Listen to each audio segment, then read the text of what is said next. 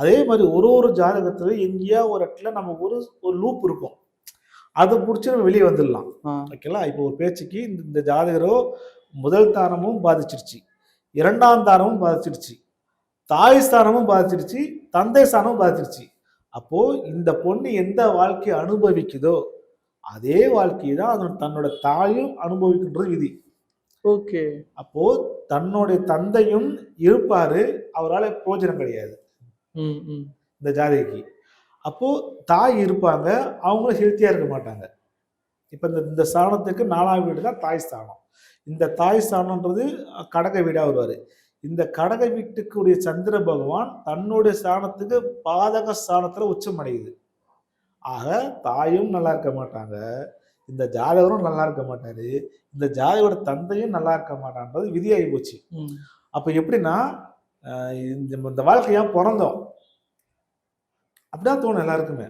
இப்போ கல்யாணம் பண்ணுறோம், புருஷனோட சந்தோஷமா ஆகணும், பொன்னாடியோட சந்தோஷமா ஆகணும், குழந்தை பெற்றணும், வீடு வாங்கணும், கார் வாங்கணும், 4 பேர் டூர் போகணும். இது இயல்பாக எல்லாரும் நினைக்கக்கூடிய விஷயங்கள். அதுக்கு ஜாதகம் ஒத்துழைச்சு தான் முடியும். ஓகேங்களா? இப்போ இந்த ஜாதகத்துக்கு விதி இது. அப்போ விதி விலக்குன்னு எடுக்கும்போது என்ன எடுக்கலாம் அப்படின்னா, இந்த ஜாதகிக்கு ஜாதகனுக்கோ வரப்போற வரன் ஏதாவது ஒரு குறைபாடு இருக்கணும் இடத்துல. அது குறைபாடு மீன்ஸ் உடல் குறைபாடு சம்பந்தப்பட்ட விஷயம். ஓகேங்களா?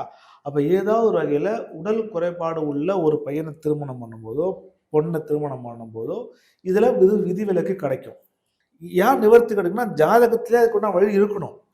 இப்ப இந்த குரு 11ஆம் வீட்டுல இருந்து 7ஆம் வீட்டை பார்த்துறாரு. அதாவது தன்னுடைய பாட்டரை கணவனோ கனவி ஸ்தானத்தை பார்க்கும்போது அப்போ கணவர் வருவாரு, மனைவி வருவாங்க, அதுல ஒரு குறையை கொடுத்தாரு அப்படின்னா இங்க நிவர்த்தி ஆயிடும் ஆட்டோமேட்டிக்காவே.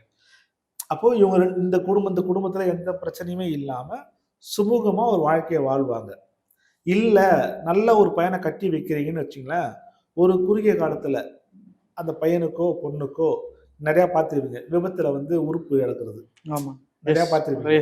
சின்ன ஒரு 20 வயசுல உறுப்பு கை கால் விபத்துல போறது, இதெல்லாம் நம்ம நிறைய பார்க்குறோம். காரணம் என்னன்னா இதுதான். அது